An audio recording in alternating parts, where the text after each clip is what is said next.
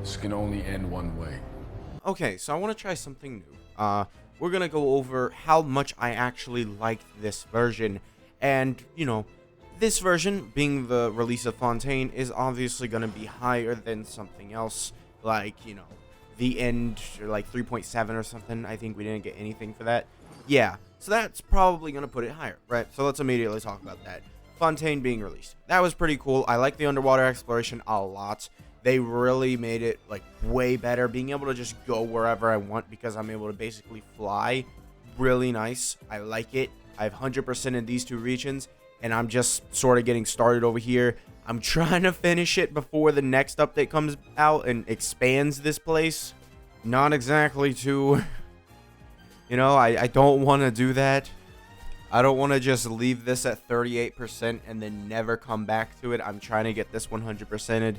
But what I should probably say is that, well, story quests, world quests, whatever you want to call them, they're here and they're not leaving, right?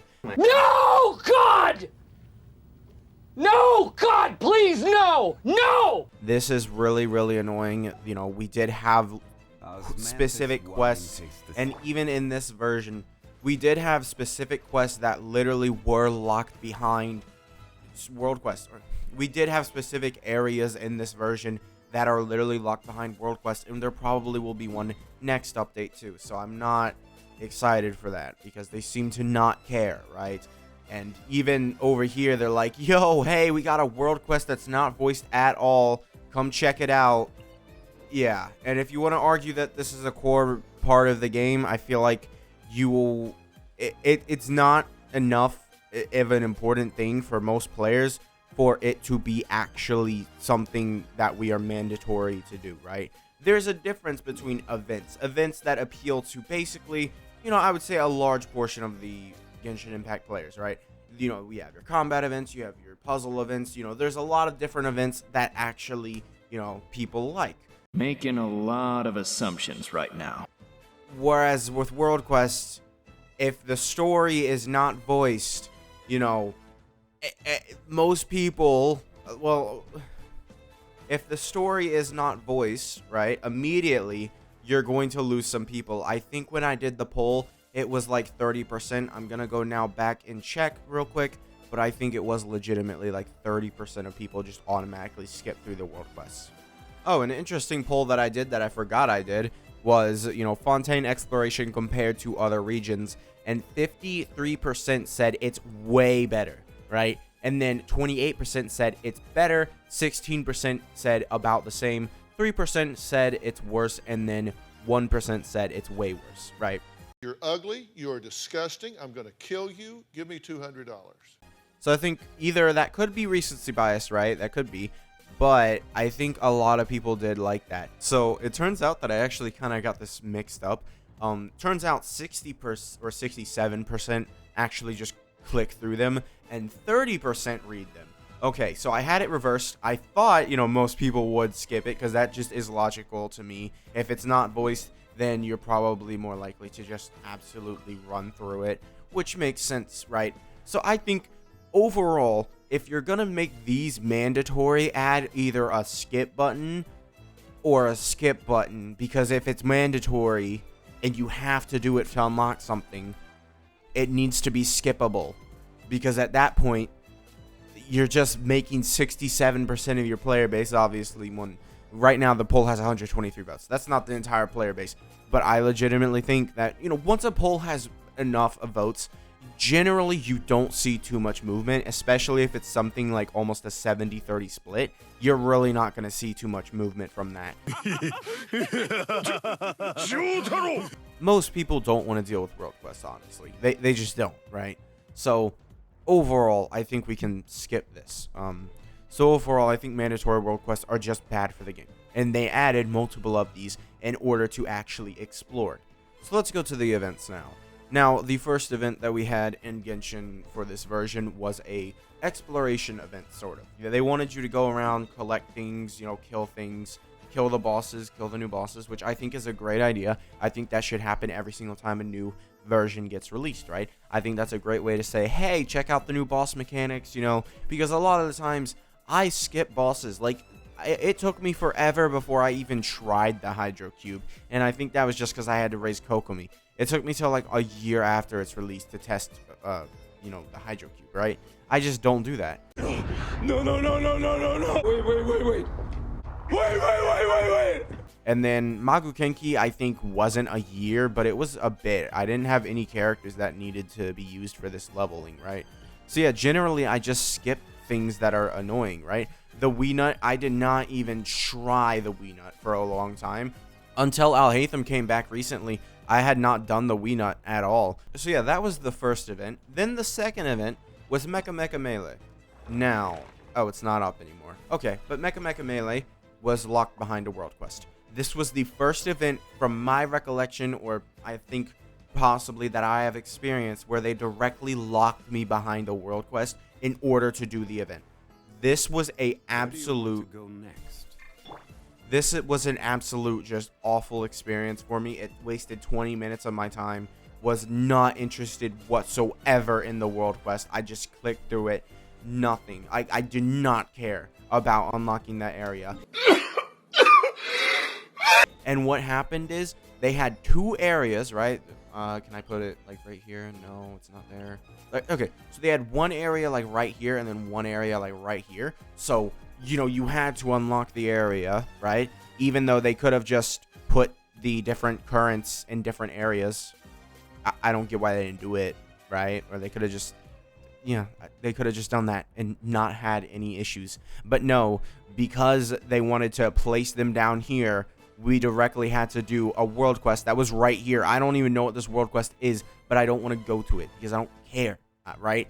World quests are at the bottom priority, right? And they're the things that I do when I legitimately have 0 Primo Gems to my name, right? Like, I never want to do them because they feel like a waste of time. All that ends up happening is me watching YouTube while I spam my mouse button. It's not fun for me, right? It's just not. Why are you the way that you are? Not a good part of the game. They should not be mandatory. Whereas exploration, it's not mandatory. Actually doing the combat of the game instead of playing events, it's not mandatory. Playing the events, they're not mandatory. This is the only part of the game that if you want to do something else, it is mandatory that you do something. I guess you have to explore a little bit and unlock waypoints in order for like Fontaine to be usable, right? Because I mean, we see all these waypoints that I don't have unlocked. I really should unlock them, but overall, if I want to just go around and teleport different places, yeah, sure, I'll unlock them, but that's not that hard. At worst, it takes, like, I mean, look how many waypoints there are. Like, I can just teleport to this one and walk a few meters, even if I didn't want to unlock the teleport, right? And I unlocked this one just because I was doing something else while I was there, right?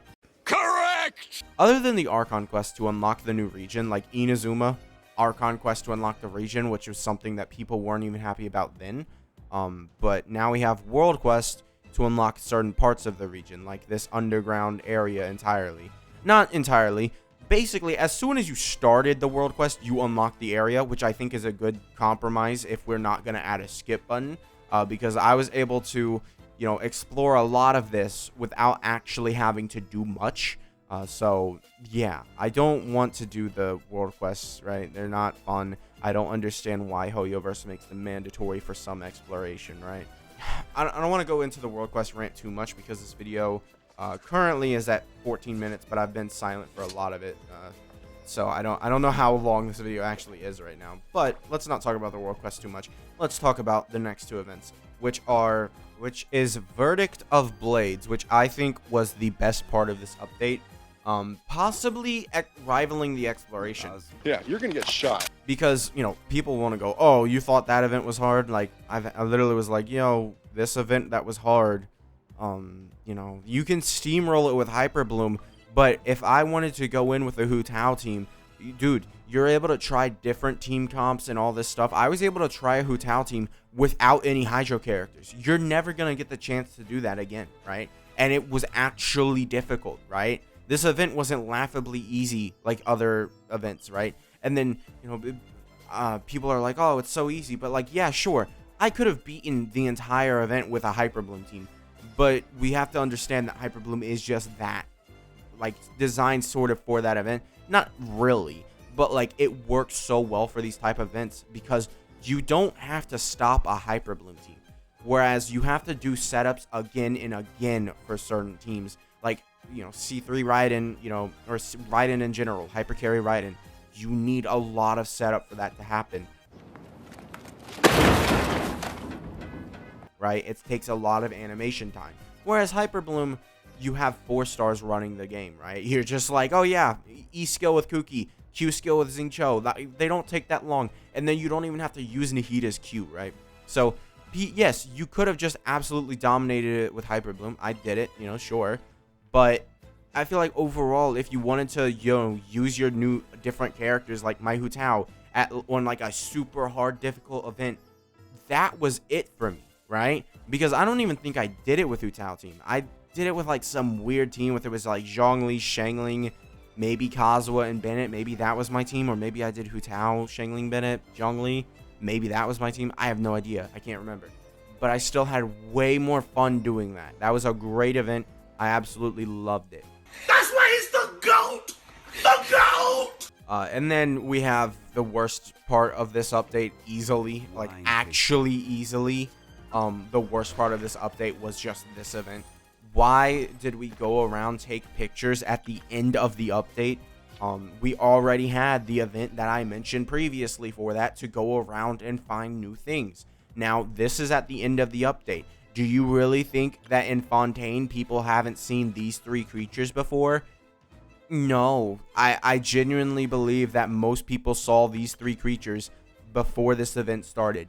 I think this would have worked had it not been the end of the update. If they made this event coincide with the other event, the problem is it would have been very dead for like a couple of days. Stupid! But I think this event definitely was like, what are you doing? Like, really, did we need to take a picture of that? Maybe Fontaine's landmarks, that would have been fun. But they made it take pictures of like creatures and stuff. Just give me a minute. Like the bird, right? The birds were the only things that I hadn't seen. Like, I mean, I've seen this swan, right? This is just a weird version of the Mondstadt swan. No, not Mondstadt. I've seen this one before, but I haven't seen any of these other birds, right? That was cool, but like, I didn't really need to do that, did I?